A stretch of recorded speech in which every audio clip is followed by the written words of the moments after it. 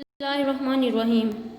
Dear students, hope you are well and doing great. My topic of presentation is metabolism. So let's start. First of all, we will discuss about glycolysis. What is glycolysis? In glycolysis, the breakdown of glucose occurs up to the formation of pyruvic acid. Glycolysis occurs both in the aerobic and anaerobic condition. At the end, two pyruvate molecule produced. Now we will discuss the pathway of glycolysis. In the first step of glycolysis, phosphorylation of glucose to give glucose 6-phosphate. In step 2, isomerization of glucose 6-phosphate to give fructose 6-phosphate. In step 3, phosphorylation of fructose 6-phosphate to give fructose 1,6-biphosphate. In step 4, cleavage of fructose 1,6-biphosphate to give 3 carbon fragments glyceraldehyde 3-phosphate and dihydroxyacetone phosphate. In step 5, isomerization of dihydroxyacetone phosphate to give glyceraldehyde 3-phosphate.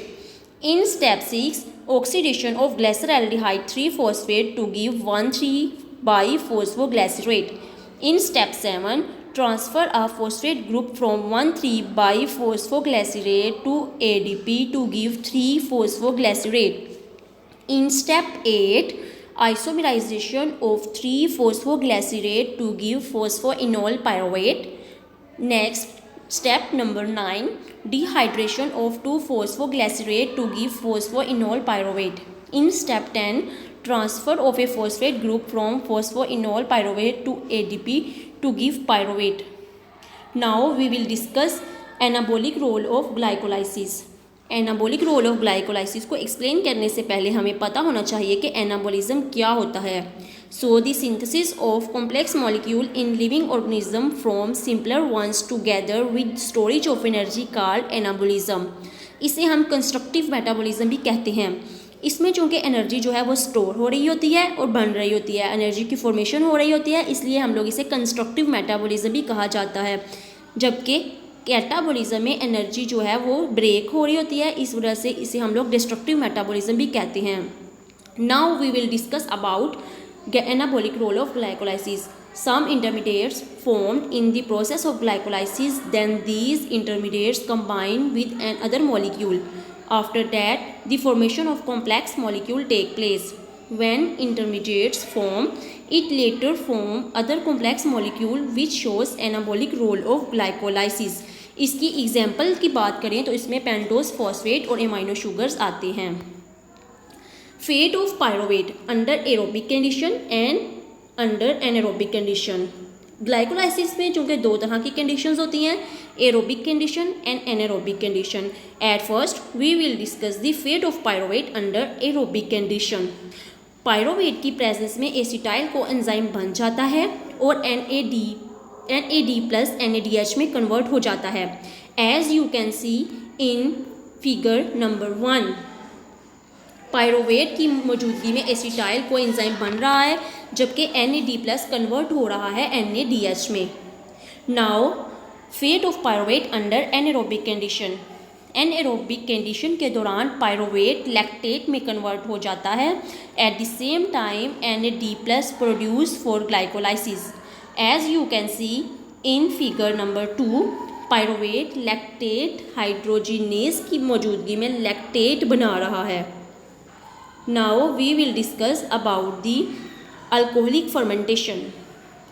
Alcoholic fermentation एक ऐसा process है जिसमें ethanol और carbon dioxide as A by product बनते हैं जबकि sugar cellular energy में convert हो रही होती है. As you can see in this reaction glucose in the presence of yeast produce ethanol and carbon dioxide. Now starch and sucrose. Here is the difference of starch and sucrose. At first we will discuss starch. Starch is a polysaccharide. It is more complex. Starch take time to absorb. Blood glucose level of our body increased slowly. इसके source की बात करें तो इसमें आ जाता है कि source जो है उसमें स्टार्च वेजिटेबल में मौजूद होता है. इसके अलावा ह्यूमन डाइट में भी ये मौजूद होता है. इसके अलावा मेज़, वीट और राइस में भी होता है. Now sucrose. सुक्रोज डाइसेक्राइड होता है, लेस कॉम्प्लेक्स होता है, rapidly increase glucose level. Sucrose के सोर्स में प्लांट्स आ जाते हैं जैसे sugar cane, sugar beet, sugar maple. Here the structures of sucrose and starch. As you can see in this picture, there is structure of sucrose at left hand and at right hand starch structure. Next one is regulation and bioenergetics of glycolysis. By the activity of these following irreversible enzyme, the rate of glycolysis regulated. In enzyme में hexokinase, फॉस्फोफ्रक्टोकाइनेज, pyruvate enzyme आ जाते हैं।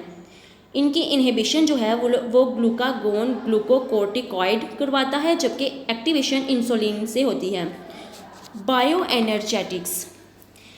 Energetics of glycolysis को discuss करने से पहले bio energetic के बारे में जानना बहुत ज़रूरी है।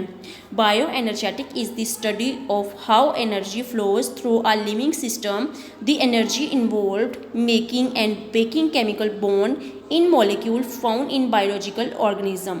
Now bio energetic in glycolysis total 8 ATP formed. इसमें 8 ATP एनर्जी जो है वो फॉर्म्ड होती है। इसकी एरोबिक और एनारोबिक कंडीशंस की बात करें तो एरोबिक कंडीशन में 38 ATP एनर्जी यूज़ होगी, जबकि एनारोबिक कंडीशन में 2 ATP यूज़ होगी। Gluconeogenesis, when a glucose molecule form from non carbohydrate source, this is called gluconeogenesis. Occurrence partially in cytoplasm, partially in mitochondria, presence in liver and kidney. Significance of gluconeogenesis, ये maintain करता है glucose homeostasis को। इसके अलावा continuously glucose को supply कर रहा होता है ब्रेन और दूसरे टिश्यू में।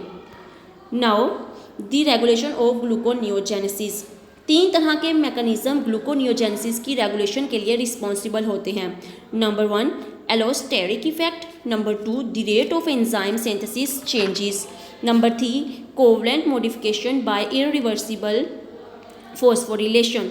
Regulation of glycogen metabolism, glycogen metabolism regulate by protein kinase, protein phosphate, protein calcium, insulin, glucagon and epinephrine.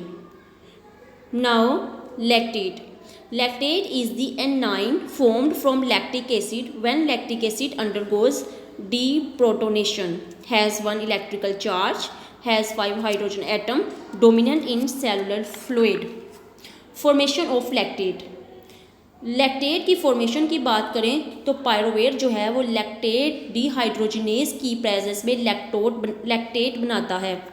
Biosynthesis of glycogen, glycogen की सिंथेसिस में ग्लूकोज मॉलिक्यूल ऐड हो जाता है in the chain of glycogen for storage purpose, activated during rest periods, activated by insulin in response to high glucose level.